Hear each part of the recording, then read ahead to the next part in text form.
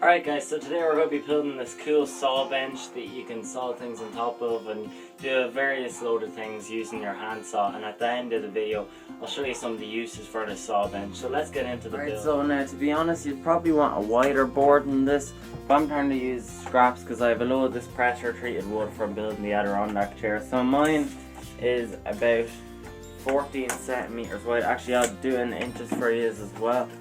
So it's 14 centimeters wide by about 5.5 inches. So you'd probably want to do maybe about 7 or 8 inches wide, which is about 20 centimeters. But this is grand for me. I'm just building a little small one, and I'm cutting it to a length of about 20 inches or 50 centimeters.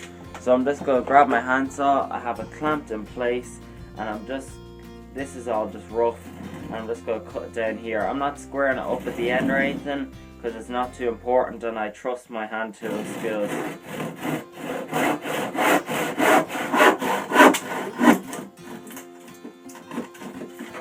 Alright, so lads, I may have told a little white lie. I used the drill to drill a hole there, but to be honest, I think you're a bit of a madman if you don't have a drill.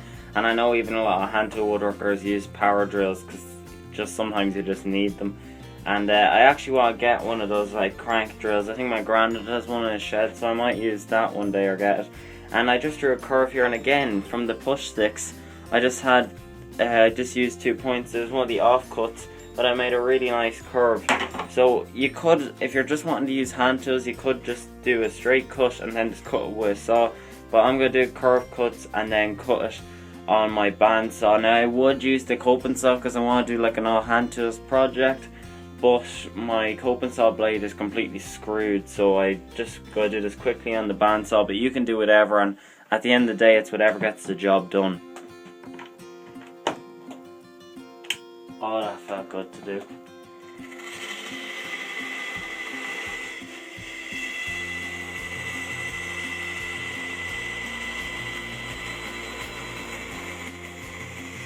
Alright, so as you can see, I made my 2 curves on the bandsaw, and now I'm just going to drill a hole in the center. And again, you could use a crank drill bit, but I don't have one at the current time, so I'm going to have to use this. More cut-offs for the legs, and what I'm doing now is I put them all up on one end, made a mark and squared it off. So I'm now going to cut them all to the same length, and I'll show you what that length should be in just a second. And the width of these boards is about 2 inches or 5 centimeters, and the thickness is about 3/4 of an inch, which I think is 18 mil.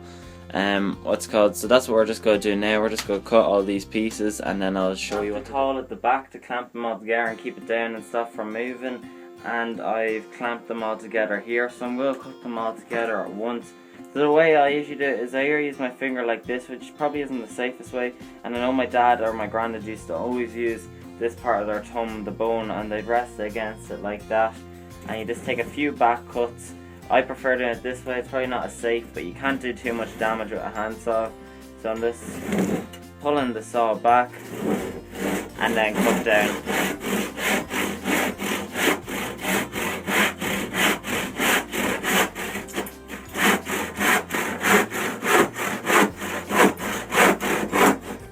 And there's one piece gone, so I'm just going to do this for all of them now. Alright, so after I've all the legs cut, I'm now going to notch out for the legs. Now I know some woodworkers like to have them angled like that, which would add a bit more stability, but I like to do it the way my granddad did it. So what I do is I just put it down here a bit of it away from the edge, mark 2 lines so I can know the width, and then I have my square set to the thickness of the wood. So what I can do is just square up those 2 lines like this, and then come around to the top and mark the thickness. So the way you do that is you just come up the width of your square and then just draw a line down like that. So you now have this to notch out, so you will. So let's notch them out. Alright, so as you can see, here's our notch. So what you do is you just get your tenon or dovetail saw, cut a bit in from the line,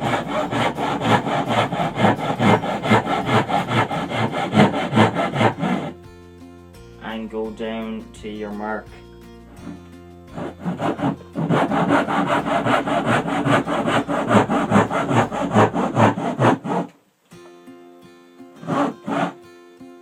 Like that.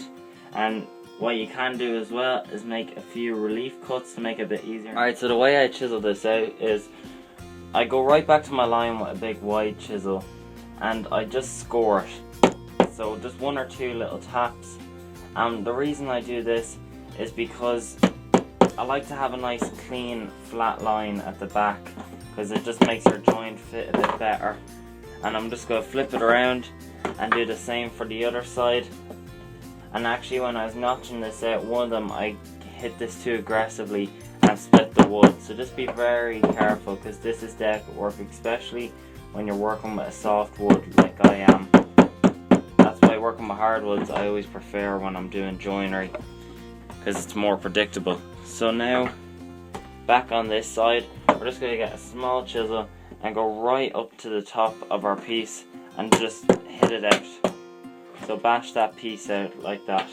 We're going to do the same here like this. And do it right till you get back, and it won't go any further back than the lines you've cut with your saw, and just square it out and make it nice and flat. Right, so after a bit of cleanup with a chisel, there's what it looks like. So as you can see, then it's notched out pretty decently, so it is. And if we just get our piece of wood, I'm expecting it not to fit first time. Alright, so see, there we go. So what I'm just going to do is clean up the sides with my chisel and get it to fit nice and snugly. And I'll show you when we do that. And actually, because I like to show you my mistakes, one of them, this is the one I hammered out too hard, it just kind of split here, so I'm just gluing it back up, and I'm just going to do all the other notches while I'm waiting for that to dry. Right, so as you can see here, lads, here's all the notches. So the only one that was kind of bad was this one, but that was where the wood broke off, so I just have it taped up there at the moment, and I'm just test fitting it and having a clamp just to stop things from sliding up and down or whatever. So now what I'm going to do is I'm going to get a piece basically the same width as these and have it going across, so that way I'll give it a lot more stability and make it a lot stronger.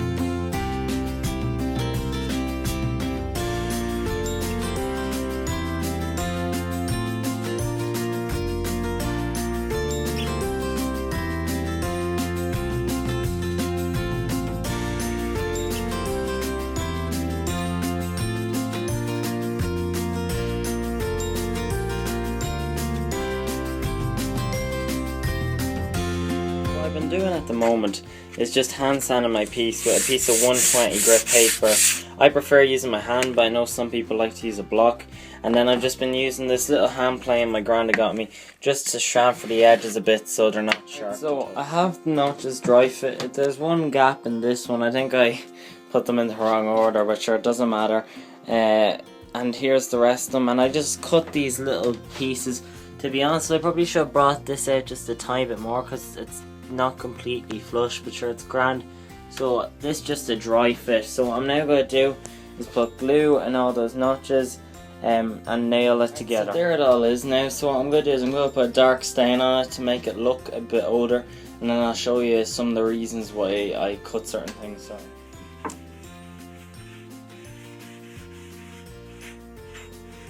okay, so here it is all stained up, and I have to say I'm pretty much liking the look of it. It looks nice and old. But what I love to do is get a plane and just chamfer some of the edges to kind of highlight them.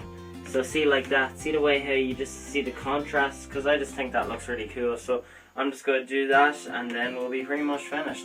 So glad, guys, I'm glad you enjoyed the video. I finally got my electrician out in the shed, so no more reading out the extension cord. And that was why there was no video yesterday, but I really pushed to get a video out for you this week, and I'm glad I did. So please comment, rate and subscribe, and make sure you give me a thumbs up, because that really helps the channel, and share this with your friends. And remember, clean shop is a safe shop. Thanks for watching.